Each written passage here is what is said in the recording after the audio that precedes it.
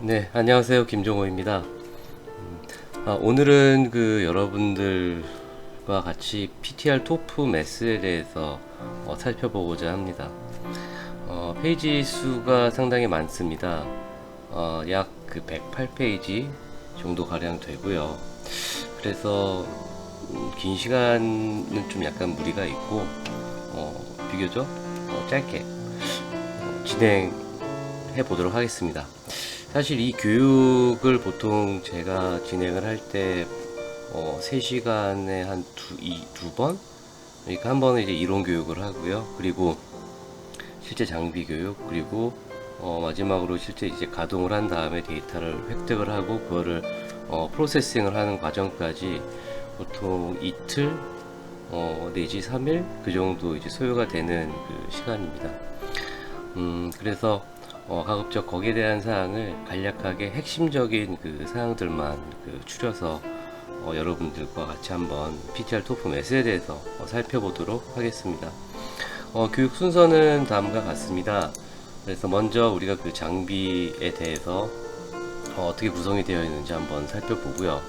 그 다음에 이론적인 그 사항, 그리고 실제 그 측정을 했던 그 사항들, 즉 이 PTR 토프 매스를 이용해서 어떠한 그 실험 그리고 측정 분석을 할 수 있는지에 대해서 한번 케이스 스터디를 한번 살펴볼 것이고요. 그리고 실제 그 자료 처리를 한번 진행을 해보고자 합니다. 그래서 이전에 저희가 그 필드 캠페인을 통해서 획득한 데이터를 가지고 실제 PTR 비오를 이용해서 프로세싱을 이제 하는 어떤 과정까지 한번 살펴볼 것이고요. 그리고 교정장치를 이용한 사항은 실제 교정장치가 있어야 되기 때문에 이 사항은 좀 데이터만 가지고 프로세싱을 하는 그런 그 정도 수준으로 한번 진행해 보겠습니다. 아시겠지만 PTR은 다양한 분야에 지금 사용을 하고 있어요. 그래서 우리 지구과학 분야, 그리고 식품, 그리고 물리화학, 그리고 생물, 그리고 최근에는 이제 반도체, 세미컨덕터 라인에도 들어가고요. 그리고 또한 항공기 테스트에도 많이 이제 사용을 하고 있습니다. 이런 부분들 여러분께서 참고하시면 될 것이고요. 그리고 이 자료들은 다 그 제작사인 아이오니콘에서 제공하고 있는 그 자료들입니다. 그래서 우선 가장 기본적인 그 기본 이론에 대해서 보면은 지금 우리가 그 물을 보통 이제 이용을 하는데 이를테면은 소프트 이오니제이션이라고 해서 아주 그 H 플러스 이온을 우리가 분석하고자 하는 그 대상 물질에 입혀가지고 이를 양자를 띄게 해서 우리가 디텍터에서 검출을 하는 원리입니다. 어떻게 보면 가장 이제 심플한 원리기도 하죠. 그래서 실제 지금 이 보시는 게 이 PTR 토프 8000 초기 모델에 대한 어떤 사항이고요. 그래서 위에서 보시면 이제 이온 소스가 있고요. 그리고 PTR 드리프트 튜브, 그리고 렌즈, 그리고 토프 매스, 이렇게 해서 크게 네 가지 파트로 구성이 되고 있습니다. 자, 그렇다면은 실제로 여기 지금 워터가 있고요. 그리고 에어 샘플이 있는데 이 친구들이 어떻게 움직이냐면은 먼저 물이 이쪽 라인으로 해서 이제 이온 소스 쪽으로 해서 이제 들어가게 됩니다. 그래서 이 H2O가 이제 어떻게 저 이온 소스 음공음극이라고도 이제 얘기를 하고요. 그래서 속빈, 속이 비어 있는 형태입니다. 그렇게 해서 여기에서 이제 물을 어떻게 보면 그 H 플러스의 형태, H3O 플러스의 형태로 우선은 바꿔주고, 그리고 그 다음 그 스텝이 샘플이 이제 들어가게 됩니다. 그래서 이 파트로 해서 이제 샘플이 이제 들어가게 되고요. 이 드리프트 튜브에서 이 두 가지가 이제 믹싱이 이제 되면서 반응을 하게 됩니다.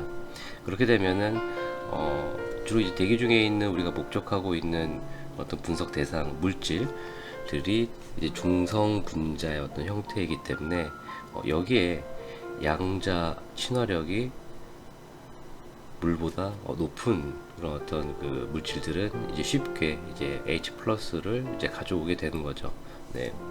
그렇게 돼서 여기에서 반응이 드리프트 튜브에서 이제 반응이 일어나고요. 다음으로는 이제 여기서 이제 목적 대상 성분이 렌즈 시스템을 이제 통과를 하게 되고요.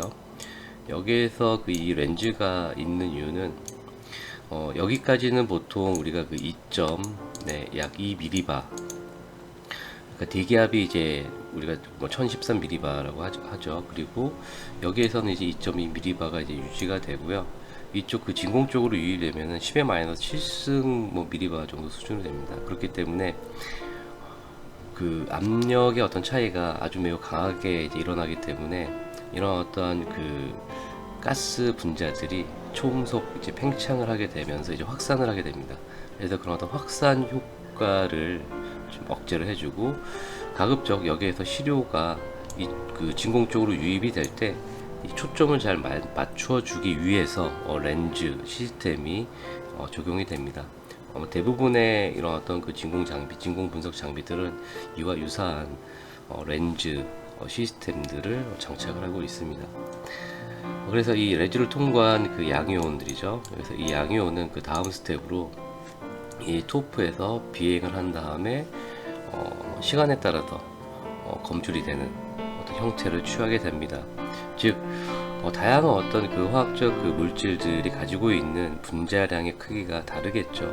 그렇기 때문에 실제 이 진공에서의 어떤 속도 분포가 서로 다르게 나타난다라고 볼 수 있어요. 그렇기 때문에 여기에서 우리가 비행 시간에 따른 어떤 질량 분석을 할 수 있게 되는 것입니다. 실제로 지금 여러분들께서 사용하고 계시는 토프 매스, 아니면 쿼드로플 매스, 이 PTR 매스가 어떤 타입인지는 잘 모르겠지만 대략 두 가지 타입입니다. 그래서 하나는 쿼드로플 타입이고요, 그리고 하나는 토프 타입. 그래서 쿼드로플 타입은 일반적으로 4중극자가 이제 들어간 것이고요. 토프는 4중극자가 아니라 이 비행 시간 챔버가 적용이 된 장비라고 보시면 되겠습니다. 그래서 지금은 대부분 이제 토프 타입이 이제 많이 이제 사용이 되고 있습니다. 그래서 약간 제가 지금 현재 교육을 지금 하고 있는 이 사항이 사항의 이 자료들이 좀 이제 버전이 좀 오래된 자료이기 때문에 지금은 보다 많은 타입의 장비들이 보급이 되고 있습니다. 그리고 직접 여러분들께서도 이제 사용을 하고 계실 거고요. PTR 토프 1000,000이 있고요. 그리고 QI 토프, QI 토프 방식도 이제 적용이 된 어떤 장비들이 많이 보급되고 있습니다. 자, 그렇다면 이제 한번 여러분들하고 빠르게 한번 짚고 넘어가 보도록 하겠습니다. 자, 이 PTR 토프 분석을 하는 큰 차이점, 바로 시간이라고 볼 수 있습니다. 시간 분해는. 그래서 기존의 어떤 분석과의 다른 점들을 한번 살펴보면은, 온라인으로 실시간이 분석이 가능하다, 그리고 빠른 응답 속도를 가지고 있다, 그리고 낮은 검출하는 게, 그리고 교정 없이 정량 가능하다, 높은 분해능이 있다, 이런 어떤 목적, 이유 때문에 이런 어떤 실시간 온라인 장비를 이제 분석을 이제 하게 되는 것이죠. 일부 여기에서 내용이 좀 보완이 된 사항들이 많이 있습니다. 교정 없이 정량이 가능하다. 물론 이제 이론적으로는 가능을 한데 요새는 다 교정을 하고 있습니다. 요새는 다 교정을 이제 해서 좀 더 이제 정확성을 추구하기 위해서 교정을 직접 이제 하고 있고요. 우리가 아는 물질, 그리고 아는 물질에 대한 농도 수준까지 알고 우리가 제어할 수 있는 어떤 방식으로 교정을 하고 있다라고 보시면 되겠습니다. 그래서 왼쪽 여기 보시게 되면은 기존의 크로마토그램 분석에 대한 어떤 단점이 되겠죠. 그래서 이런 어떤 단점을 보완을 한 것이 PTR 토프 매스다라고 설명을 하는 PPT입니다. 보시는 그림은 이제 장비 이제 사양이고요. 이 장비 사양들은 다 모델별로 다르기 때문에 여기서는 크게 중요하지 않습니다. 마찬가지로 지금 보시는 그림은 이제 초기 모델인 토프 8000에 대한 사항입니다. 이 토프 8000에 대한 사항은 토프 챔버를 토프웍사에서 제공하는 토프를 이제 채용을 이제 한 것이고요. 이 토프는 에어로졸 매스 스펙 HR 토프 매스 AMS에 적용이 된 토프하고 동일한 사양이라고도 볼 수가 있습니다. 마찬가지로 이제 아까 보셨던 이제 그림이고요. 넘어가 실제로 패스하도록 하겠습니다. 그리고 일반적인 사항, 장비 구성에 대해서 이제 나타낸 이제 것입니다. 마찬가지로 이 장비 구성 대한 사항에다가 어떻게 현재 이 장비에 대한 제어 계통을 구성을 하고 있는지를 보여주는 것이죠. 여러분들께서도 이제 이런 어떤 장비를 계속 이제 다루시다 보면은 좀 많이 이제 좀 더 이제 자세하게 이제 알게 되겠지만, 접근하는 방식을 두 가지로 좀 나누어서 접근을 하시면 좋을 것 같아요. 하나는 어떤 그 엔지니어링의 어떤 관점, 또 하나는 어떤 리서치 쪽의 어떤 관점에서 이 두 가지 방식. 그래서 굳이 이제 리서치 쪽, 연구 목적으로 이 장비를 계속 이제 운영을 하시겠다라고 하면은 어떤 오퍼레이팅, 그리고 일부 약간의 어떤 유지 관리에 대한 어떤 부분들에 대한 사항을 좀 공부를 이제 하시고 사용하시면 될 것이고요. 만약에 엔지니어링 장비의 어떤 유지 관리 측면에서 접근을 하신다면은 이런 어떤 계통적인 부분은 정확하게 알고 이제 계셔야 될 필요가 있습니다. 마찬가지로 이제 장비 제어 이제 계통입니다. 그래서 이제 엔지니어 그 분들 같은 경우에는 꼭 그 이 장비 개통도를 정확하게 그 숙지를 하셔야 될 필요가 있습니다. 사실 이 장비가 그렇게 비교적 싼 장비도 아니고 고가의 장비인데, 대략 장비 모델에 따라서 다르지만 3억에서 뭐 많게는 10억 정도 대당, 네, 그렇게 하는 어떤 장비이기 때문에 정확하게 개통에 대한 어떤 부분을 이해하고 어떠한 그 흐름으로 이게 제어가 되는지를 명확하게 좀 인식을 하실 그 필요가 있어요. 네, 이거는 뭐 장비 그 후면의 어떤 포트에 대한 어떤 사항인데, 굳이 네, 모델별로 다르기 때문에 네, 굳이 이제 중요하지는 않습니다. 보시는 그림들은 이제 그 PTL 장비 그 화면에서 그 장비의 어떤 상태를 그 나타내주는 어떤 창이라고도 이제 볼 수 있습니다. 이건 이제 장비에서 이제 볼 수 있는 화면인데요. 이 그 PTL 장비는 일반적으로 특이하게도 처음에 이제 스타팅을 통해서 보통 분석 조건까지 이제 가게 됩니다. 그래서 그만큼 사용자가 사전에 어떤 그 컨트롤을 뭐 해야 된다 하는 어떤 부분들이 없이 원 스위치만 함으로써 바로 이제 분석에 들어갈 수 있는 그런 어떤 장비라고 볼 수 있습니다. 그렇기 때문에 그만큼 이 장비 상태에 대해서 여러분들께서 좀 많이 좀 정확하게 알고 계셔야 될 그 필요가 있습니다. 그래서 이거는 그 터치 스크린 이제 구성에 대해서 압력, 볼테이지, 프레저, 그리고 템퍼레이처, 그리고 터보 펌프, 뭐 어떤 상태들에 대해서 좀 나타내고 있는 그런 어떤 창이라고 보시면 되겠습니다. 네, 쭉 이제 넘어가도록 하고요. 마지막으로 이제 그 전체 제어 이제 구성도가 있죠. 네, 이 전체 제어 이제 구성을 여러분들께서 모두 이제 알게 되시면은 어떠한 그 분석 중에 문제가 발생이 되더라도 해당되는 어떤 부분을 바로 이제 찾아가서 거기에 대한 어떤 트러블 슈팅들을 이제 할 수 있다라고 말씀드릴 수 있겠습니다. 뭐 그러한 어떤 수준에까지 오르려면은 많은 어떤 그 훈련이 이제 필요로 이제 하겠죠. 일반적인 사용으로 이제 소프트웨어입니다. 그래서 이 장비는 이제 아까 원 스위치라고 이제 말씀하셨는데, 장비 쪽이 있고요. 그리고 이 장비를 컨트롤하는 이제 PC 시스템이 이제 존재합니다. 그래서 장비 쪽에서 나오는 그 시그널, 디텍터에서 나오는 시그널, 그리고 타이밍을 이제 컨트롤하기 위해서 이와 같은 그 PTR 매니저라는 소프트웨어가 존재하고요. 그리고 또 하나는 이제 토프를 컨트롤하기 위한 토프웍에서 제공하는 토프 파워 서플라이 소프트웨어 시스템이 이게 존재합니다. 그래서 크게 두 가지가 이제 존재하고요. 그리고 토프웍사에서 제공하는 토프는 토프웍 그 소프트웨어가 또 따로 있습니다. 그래서 이와 같은 그 여기 보시면 이제 병아리 그림이 있는데 토프 닥 뷰어라고 있습니다. 그래서 이 데이터 어퀴지션 소프트웨어가 또 별도로 이제 별달리 이제 존재하고, 그렇게 해서 총 이제 3개의 어떤 소프트웨어를 가지고 이제 데이터 어퀴지션을 한다라고 보시면 되겠습니다.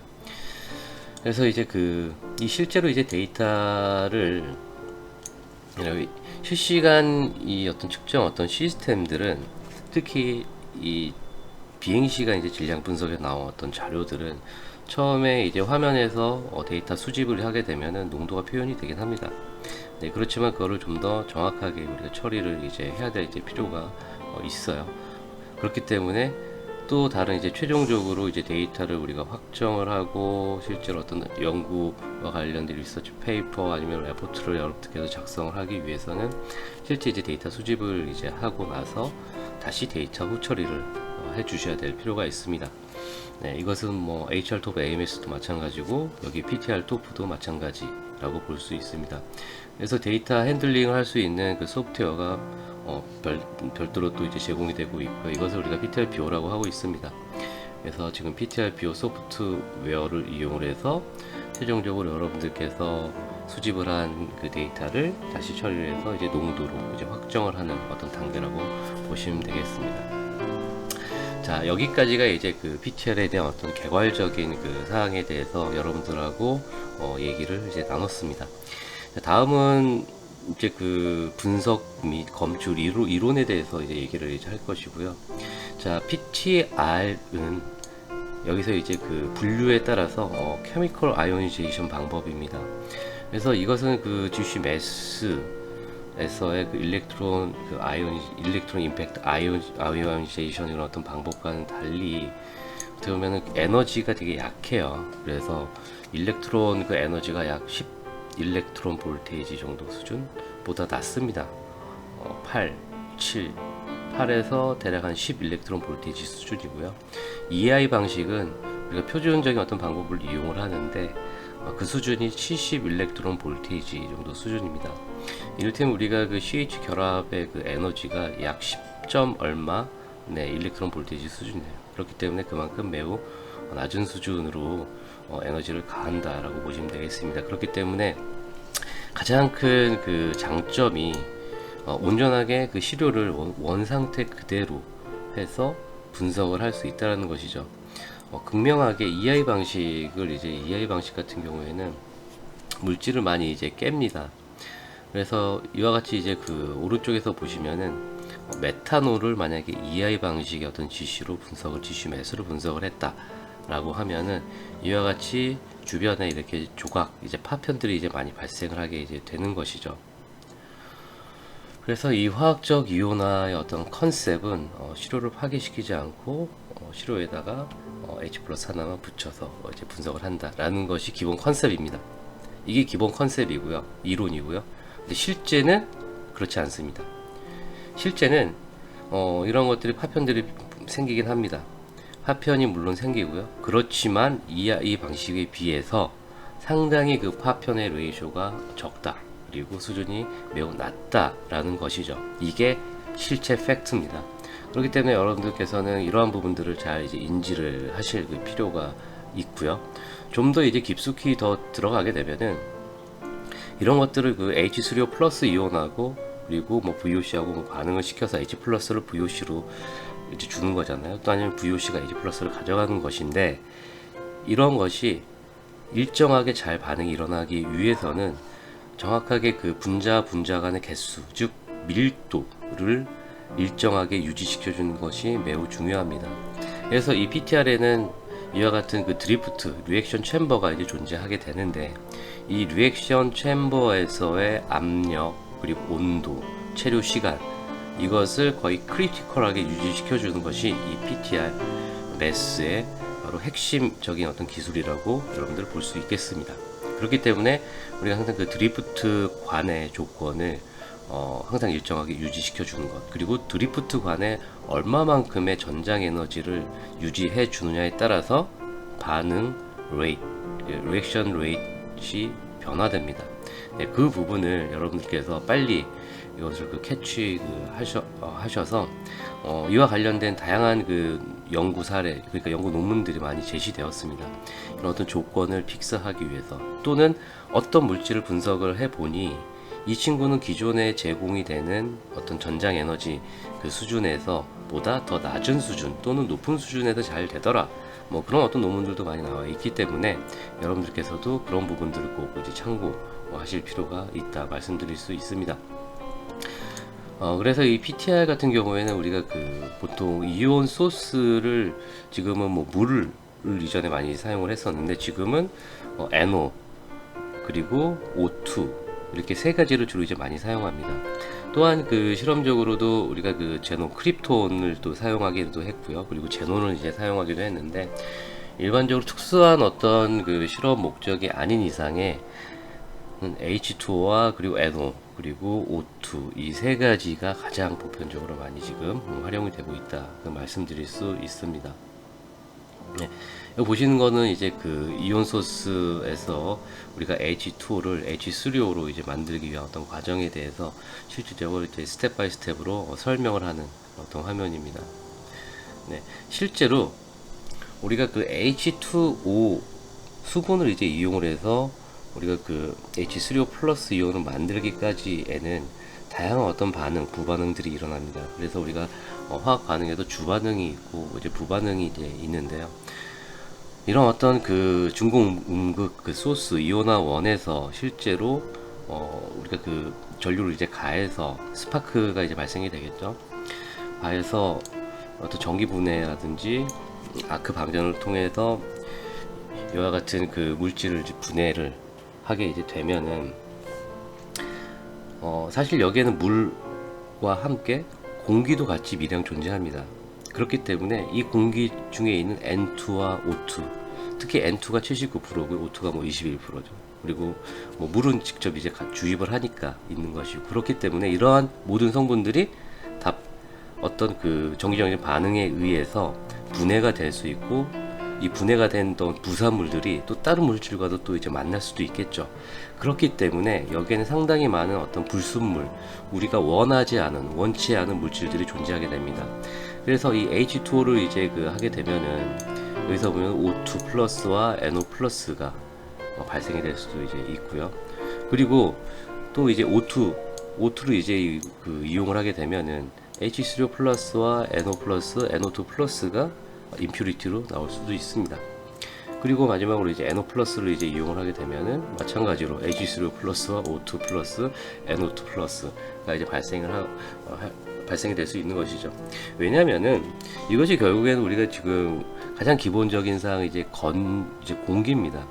이 공기가 미량 들어갈 수밖에 없는 그런 어떤 조건이기 때문에, 아무리 진공이라고 해도요. 그렇기 때문에 이러한 물질들이 발생이 될 수밖에 없는 것이죠. 그래서 우리가 어떠한 그 이온 소스, 그러니까 이온화 원을 이제 이온화 원을 이제 사용하더라도 반드시 불순물은 생길 수밖에 없다. 그렇기 때문에 여러분들께서는 이제 분석을 점차 이제 심화해서 이제 진행을 하다 보면은 다양한 어떤 그 피크들을 이제 관찰을 할 수가 있는데, 그러한 피크들을 우리가 정량을 할 때 가장 먼저 확인을 해야 되는 것이 이 불순물입니다. 과연 기본적으로 이 자체적으로 베이스라고도 볼 수 있는데, 이 베이스라인 스펙트럼이 어떻게 형성이 되느냐에 따라서 우리가 어떤 물질, 자기가 원하는 물질을 정성할 수도 있고 할 수도 없고, 왜냐면 불순물들 피크에 가려버리면은 어떤 같이 나와버리게 되면은 이 그 토프에서는 분리가 할 수 없거든요. 매스가 같으면은. 그렇기 때문에 그러한 부분들 꼭 이 파트에서는 여러분들 이온 소스에서 그 원하는 물질 이외에 원하지 않은 물질들도 충분히 나올 수 있고 나온다. 그렇기 때문에 거기에 대한 부분을 여러분들께서 정확하게 인지하셔야 된다라는 어떤 내용입니다. 자, 그렇다면 이제 그 비행시간 챔버인데요. 비행시간 챔버에 대해서는 여러분들도 뭐 이제 공부를 이제 많이 하셨겠지만, 어떻게 보면은 그 쿼드로플보다 훨씬 그 심플한 그 원리를 가지고 있습니다. 그래서 간단하게 이제 하면은 뭐 운동 에너지와 그 역학 에너지와 운동 에너지가 같다라는 어떤 컨셉입니다. 그래서 이쪽으로 해서 이제 그 시료가 유입이 되면은 이 위쪽으로 해서 그 익스트랙터 어떤 펄서가 이제 작동이 돼서 계속 밑으로 토프 쪽으로 분석을 이제 유도합니다. 그래서 펄서가 이렇게 친다고 보시면 됩니다. 그래서 플러스 뭐 마이너스, 네, 플러스 할 때는 시료가 일로 밑으로 내려가고요, 토프로 들어가고, 마이너스로 이제 하면은 잡아주겠죠. 그렇기 때문에 잡아주기 때문에 시료가 흘러가지 않게 됩니다. 그 토프웍에서 제공하는 토프 그 장비라고 이제 보시면 되겠습니다. 네. 여러분들께서 궁금하신 그런 어떤 사항, 그리고 잘 이해가 안 되시는 그 사항들을 단연간 그 현장에서 봤었을 때 바로 펄서에 대한 어떤 사항인 것 같습니다. 사실 어떤 펄서의 역할이 상당히 이제 중요하고요. 또 사실 그렇게 많이 고장이 나는 어떤 부분은 이제 아닌데, 사실 이 펄서 주기를 어떻게 하느냐에 따라서 우리가 최종적으로 그 매스 스펙트럼에 대한 그 데이터 수집 어떤 시간을 줄이거나 늘리거나 이제 할 수 있는 가장 어떤 중요한 어떤 부분이기도 하거든요. 그래서 이 펄서의 어떤 간격에 따라서 매스 레인지가 늘어날 수도 있고요, 줄어들 수도 있고요. 네, 그런 어떤 관계들이 좀 있고요. 그리고 이것은 뭐 토프의 어떤 길이하고도 또 관련이 있습니다. 토프의 어떤 길이가 길면 길수록 어떻게 보면 그 보다 넓은 폭이 넓은 어떤 매스 레인지를 우리가 관측을 할 수 있는 어떤 특징도 있습니다. 그래서 여러분께서 이미 공부를 하셨을 사항이고요. 네, 그 다음으로는 이제 그 검출기와 관련된 부분입니다. 이 PTR 토프 매스에 지금 적용이 되어 있는 그 검출기는 마이크로 채널 플레이트입니다. 그래서 보시면은 사실 크기는 되게 작습니다. 크기는 되게 작은데 미세한 구멍이 뚫려져 있고요. 여기에서 이제 한 구멍의 구조가 이렇게 되어 있습니다. 그래서 이쪽에서 이제 그 아이온들이 이제 들어오게 되면은 여기서 이제 그 하나하나마다 증폭이 이제 되는 어떤 효과를 가진다라고 볼 수 있겠습니다. 그래서 실제 우리가 그 셋업을 할 때는 이렇게 두 장을 보통 이제 이용을 하게 됩니다. 그래서 이 구멍은 약간의 어떤 각도를 가지고 있습니다. 그래서 정확하게 이제 직각으로 수직으로 뚫린 게 아니라 사실 경사가 있고요. 그렇게 해서 사실 앞면과 뒷면을 이렇게 그 경사가 진 게 엇갈리게끔 한 번은 이쪽으로 왔다가 한 번은 이렇게 가게끔 해서 보통 우리가 사용을 하고 있다 말씀드릴 수 있고요. 보통 한 장에 대한 어떤 증폭률이 10의 3승이고요. 그리고 두 장을 했었을 때는 듀얼로 했었을 때는 10의 6승에서 7승 정도의 증폭 효과를 얻을 수 있다 라고 말씀드릴 수 있습니다. 그리고 보통 이제 글라스 타입이고요. 그리고 글라스 타입이라고 하면은 뭐 SiO2 계열을 어떤 지지대로 하고, 그리고 이 그 표면은 이제 PBO 뭐 산화납 그 층으로 코팅이 되어 있다라고 말씀드릴 수 있겠습니다. 그래서 실제 그 쉬핑 박스 우리가 그 MCP를 우리가 주문하거나 아니면 이동하거나 할 때는 이와 같은 진공이 걸려져 있는 쉬핑 박스를 이제 이용을 하고요. 이 안에 이와 같은 MCP 플레이트가 들어가 있습니다. 그래서 실제 이제 MCP 블럭이고요. 실제 이 MCP 블럭에 이 플레이트, 여기 플레이트를 열어서 여기에다가 장착을 이제 하게 됩니다. 네, 이렇게 해서 이제 사용을 하면 되고요. 그래서 과연 그렇다면 이제 이 PTR로 분석을 할 수 있는 물질, 어떤 물질을 이제 분석을 할 수 있느냐라는 것인데, 여기에서는 이제 그 양자 친화도에 대한 어떤 얘기를 하고 있습니다. 우선은 물을 사용할 경우고요. 그래서 이 물이 가지고 있는 양자 친화도보다 높으면은 대부분 이 H 플러스 이온을 쉽게 이제 가져갈 수 있기 때문에, 쉽게 반응을 할 수 있기 때문에 대부분 분석이 되고요. 그리고 양자 친화도가 낮은 양자 친화도가 낮은 물질들은 H 플러스를 잘 가져갈 수 없기 때문에 분석이 잘 되지 않겠죠. 네. 그렇기 때문에 대부분의 어떤 무기가스류들은 거의 분석이 안 되고, 대부분 유기가스, 즉 VOC류들 뭐 대부분이 양자 친화도가 좋기 때문에 대부분 이제 분석이 된다라고 보시면은 되겠습니다. 자, 여기에서는 이제 H3O에 대한 프래그먼트입니다. 이게 소프트 아이오니제이션 이제 방법이라고 해도 파편이 생길 수 있습니다. 그렇기 때문에 여기에서는 이건 지금 이오니콘에서 제작사에서 제공하고 있는 이제 파편 테이블이고요. 이런 어떤 파편 테이블들이 있기 때문에 여러분들께서 어떤 물질을 이제 분석하느냐에 따라서 이런 어떤 테이블들을 확인을 한번 해보시고 어디에서 잘 나오는지, 그리고 이게 과연 그 매스에서 잘 나오는지 아니면은 이게 쪼개져서 어떤 구조상 약한 어떤 부분이 있어서 쪼개져서 나오는지 그런 부분들을 이제 확인하시면 되겠습니다. 그리고 또 한 가지 더 방법은 스탠다드 물질이 있을 경우에는 스탠다드 물질에 대해서만 한번 주입을 해서 그 스펙트럼을 받아보시는 것도 매우 중요하다라고 이제 말씀드릴 수 있습니다. 그래서 이제 실제 우리가 농도를 이제 계산하는 방법인데, 그리고 표준가스를 이용을 하지 않아도 이 실제 VOC 농도를 우리가 이론적으로만 계산을 할 수 있다 라는 것이 이 PTR의 어떤 컨셉이거든요. 왜냐하면은 우리가 이쪽이 이제 드리프트 튜브 이제 시료가 유입하기 전이라고 이제 보시면 됩니다. 그리고 이쪽은 이제 디텍터 부분이라고 보시면 됩니다. 그래서 이 디텍터 부분에서 이제 찍히는 RH 이제 VOC가 이제 될 수 있을 거고요. VOC에 H가 플러스가 뭐 하나가 붙은 것, 그리고 이 H3O 플러스는 이온 이동도 관에서 찍힌 것이죠. 그래서 이 이온 이동도 관에서 반응이 된 H3O 플러스 이온도 실제 디텍터에서 검출이 됩니다. 네, H3O 플러스의 형태로 검출이 이제 되겠죠. 그 방식에 의해서 계산을 이제 해보게 되면은, 화학 농도를 계산을 해보게 되면은 실제로 이 H3O 플러스가 감소하는 게 매우 적어요. 왜냐하면은 이 H3O의 어떤 생성량이 너무 많아서 실제 반응 전후와 이 H3O의 농도가 거의 같다라는 이제 얘기가 되는 것이죠. 네. 그렇기 때문에 우리가 계산을 해야 될 상수 하나가 줄어들기 때문에 여기서 농도를 바로 이제 계산을 할 수 있게 됩니다. 그래서 이 RH 어떤 플러스 이게 어떤 농도가 되겠죠. 그래서 R에 대한 농도는 H3O 플러스 RH 플러스 디텍터에서 다 찍히는 값입니다. 그리고 그 물질에 대한 반응 속도 상수 이제 KT만 알게 되면은 우리가 농도를 이제 계산을 할 수 있다라는 것이 이 PTR의 컨셉입니다.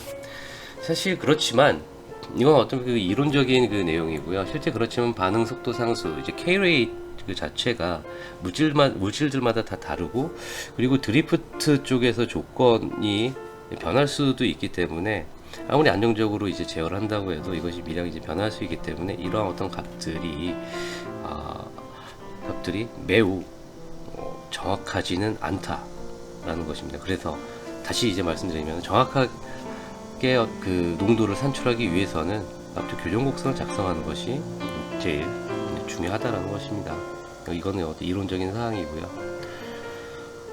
다음은 이제 이론적으로 이제 계산을 하기 위한 어떤 방법들에 대해서 지금 설명을 이제 하고 있는 플레이트니까요. 여러분들께서도 한번 나중에 한번 읽어보시기 바랍니다. 네, 여기까지가 이제 실제 농도를 이제 계산을 하기 위한 이제 방법입니다. 상당히 좀 많은 어떤 상수들이 이제 들어가고 있죠. 네.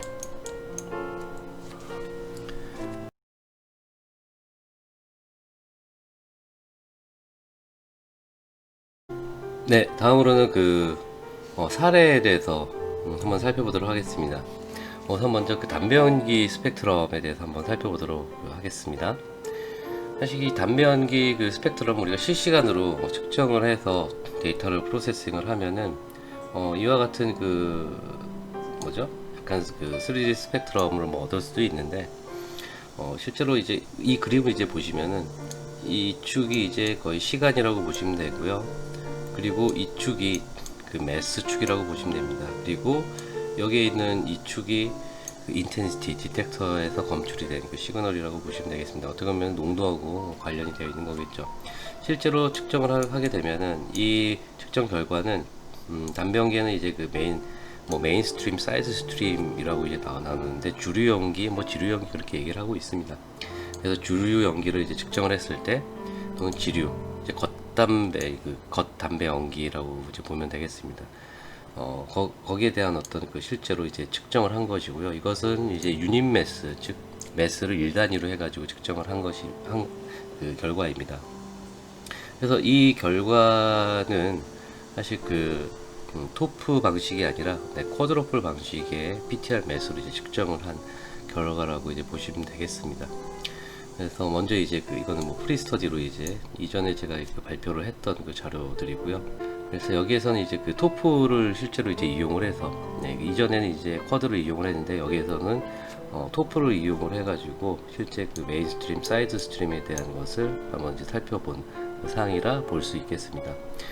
측정을 하기 전에 트랜스미션, 즉 이온의 VOC 이온들의 어떤 통과 효율을 측정을 이제 했었습니다. 그래서 실제로 이제 통과 효율이라고 하는 것은 내가 알고 있는 물질의 농도를 주입을 했었을 때 디텍터에서 어느 정도 수준으로 찍히는지를 확인을 하는 것이고요. 또한 상대적으로 이 혼합가스를 이제 넣었을 때 서로 이제 매스가 다르거든요. 그죠? 보시면은 벤젠이 79고요. 트리클로로 벤젠이 이제 181입니다.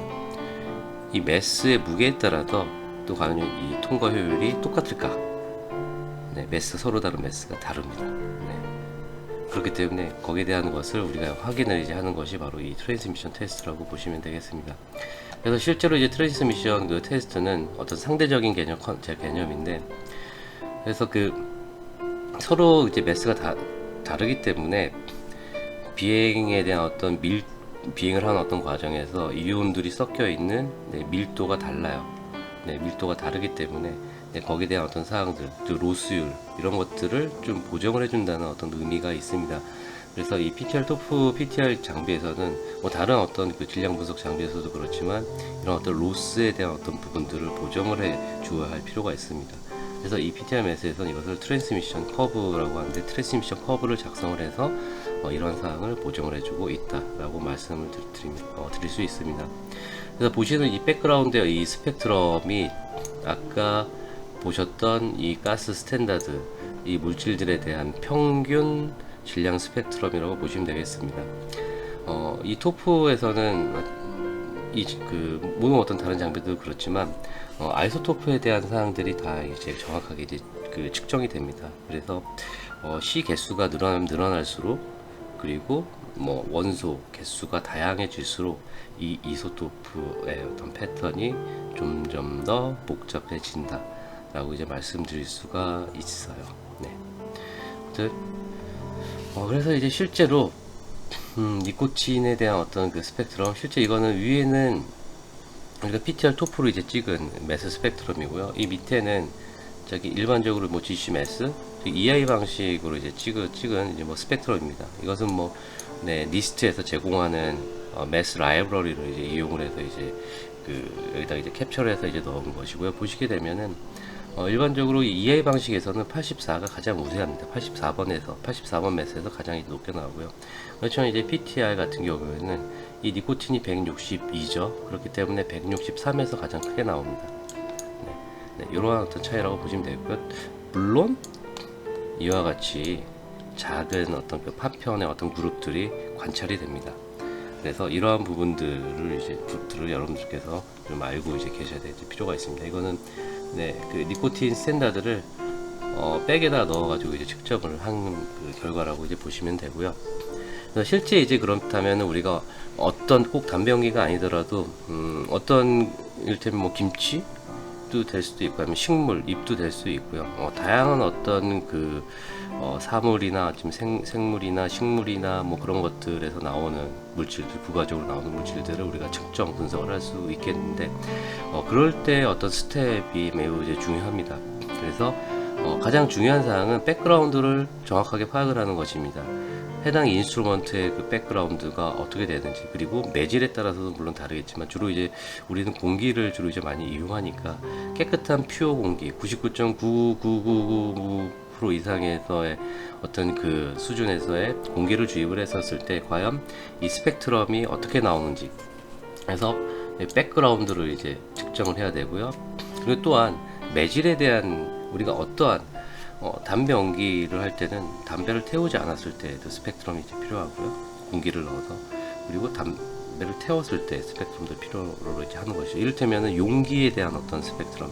우리가 어떤 것을 용기에다 넣고 거기다가 뭐 버블이나 아니면은 이제 공기를 통과시켜 가지고 분석을 할 때 과연 그 용기에서의 그 발생이 되는 어떤 물질들이 뭐 있을 수도 있죠. 그렇기 때문에 그러한 어떤 그 분석에 있어서 실제 내가 어떤 걸 분석을 하려고 하는데 거기에 영향을 미치는 인자에 대한 것들을 사전에 다 충분하게 측정 분석을 해서 고려를 해 주어야 할 필요가 있다라고 말씀드릴 수 있는 것이죠.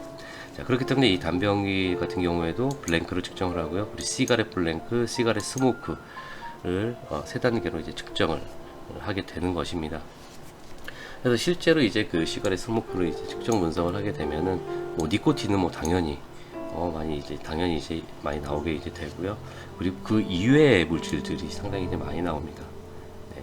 사실 이제 담배 연기는 상당히 많은 어떤 그 물질들이 이제 포함이 된 복합적인 그 가스라고 이제 볼 수가 있죠.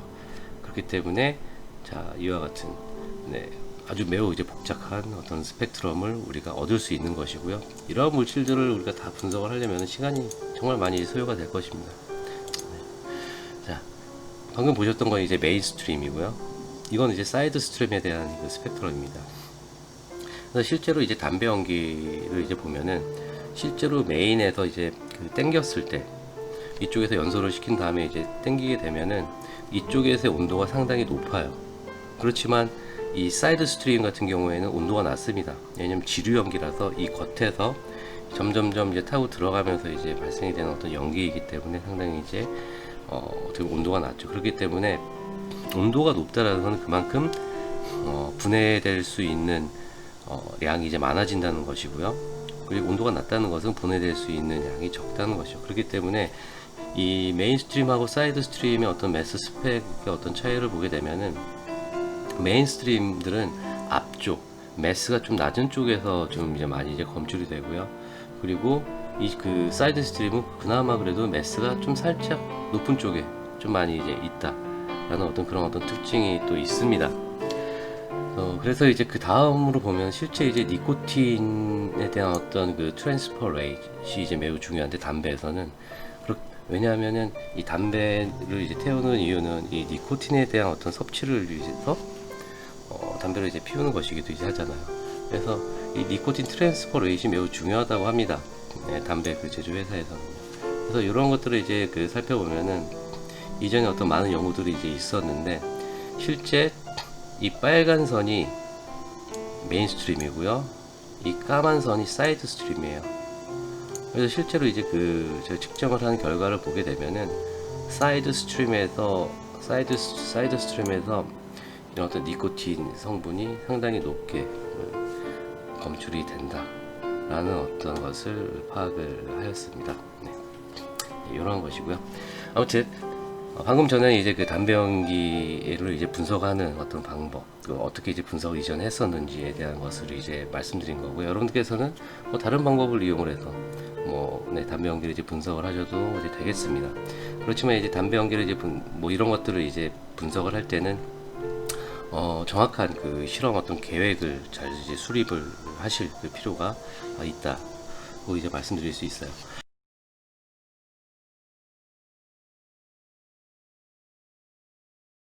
자, 두 번째로는 이 피터 토프를 가지고 이제 공기를 많이 이제 분석을 하는데 이 주로 이제 공기 중에 있는 어떤 악취나 휘발성 유해한 물질들을 백을 이용을 해서 포집을 하는 경우가 많습니다.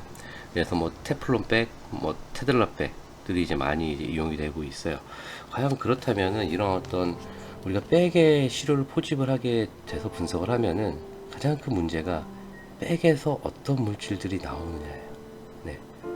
백이라는 게 그렇게 뭐 깨끗하지는 그러니까 아무 물질이 없진 않아요. 왜냐면 백의 자체 그 메터리얼에서 나오는 방출이 되는 어떤 고유의 물질들이 있기 때문에 우리가 백을 이용을 해서 어떤 물질을 분석을 하는 경우에는 반드시 백에 대한 블랭크 테스트를 반드시 수행을 해야 될 필요가 있습니다. 그래서 여기에서는 이제 그 악취 측정을 위한 그 시료 채취백을 이제 선정을 이제 그 하기 위한 것을 했었는데 여기에서는 이제 그 환경 분석학회에서 이제 발표를 한 자료입니다. 실제로 우리가 직접적으로 그 제로웨어를 이제 인젝션을 하게 되면은 이쪽 앞에 쪽 이온 소스에서 자체적으로 나오는 물질들 이외에 이 뒤쪽은 상당히 깨끗합니다. 플랫합니다. 네, 깨끗하죠. 그렇기 때문에 이쪽에서 우리가 어떤 물질들을 정성을 하기가 되게 좋아요. 자, 그런데 자, 테들라백, 그리고 PE 백, 뭐 테프론 백, 뭐 플로로필름 백, 이런 것들을 보게 되면은 자, 여기서 이제 파란색 점선으로 된 부분이 다 여기에서 다 나오는 물질들이라고 볼 수가 있어요. 자, 그렇기 때문에 이런 어떤 우리가 백을 그 선정을 해서 우리가 어떤 물질들을 샘플링하고 분석할 때는 이 블랭크를 반드시 파악을 하는 게 매우 중요합니다. 자, 그 다음으로 보면은 이제 안정성입니다. 이 안정성이라는 건 뭐냐면은 이런 어떤 시료를 우리가 샘플링을 해서 바로 분석을 하면 상관이 없는데 거기서 만약에 30분, 1시간 그리고 뭐 하루, 이틀 이렇게 지나가 버리게 되는 경우가 있잖아요. 막 그렇게 됐었을 때는 어떨까? 라는 것이죠. 그래서 실제로 이 아까 보셨던 테들라, 플로르, 피 그리고 테프론 이런 어떤 백에 제로웨어를 주입을 합니다.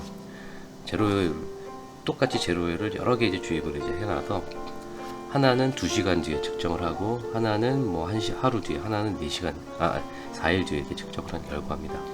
그렇게 되었을 때 여기서 보시면은 물질들이 어떤 것들은 이렇게 점점 증가하고요. 그리고 어떤 거 플로르백 같은 경우에는 상당히 많이 커지는 경향이 있죠. 그죠?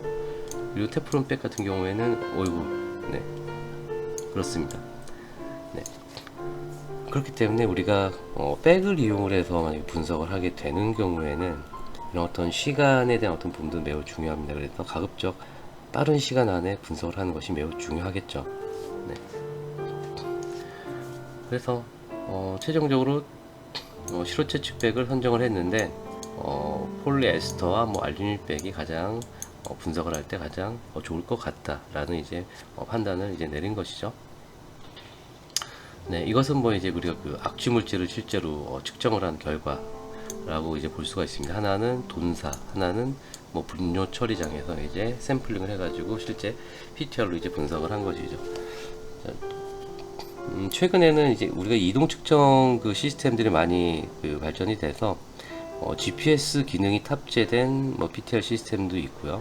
그리고 현장에 이제 가서 직접 차량을 아예 파킹을 한 상태에서 전원을 공급을 한 뒤에 거기에서 이제 실제로 측정을 하기 때문에 실제 지금의 이런 어떤 백을 이용한 어떤 샘플링 방법의 오차가 많이 있기 때문에 아무래도 직접 현장에 가서 측정을 하거나 아니면 이동 측정 차량을 이용을 해서 이와 같은 돈사나 분뇨 처리장 사이드를 돌거나 어떤 악취, 어떤 오염원들을 측정을 할 때 이동 측정을 통해서 데이터를 수집을 하고 의심이 되는 지점에서 고정을 파킹을 하고 거기서 데이터를 수집을 하는 게 어떻게 보면 훨씬 더 안정성이 있고 정확성이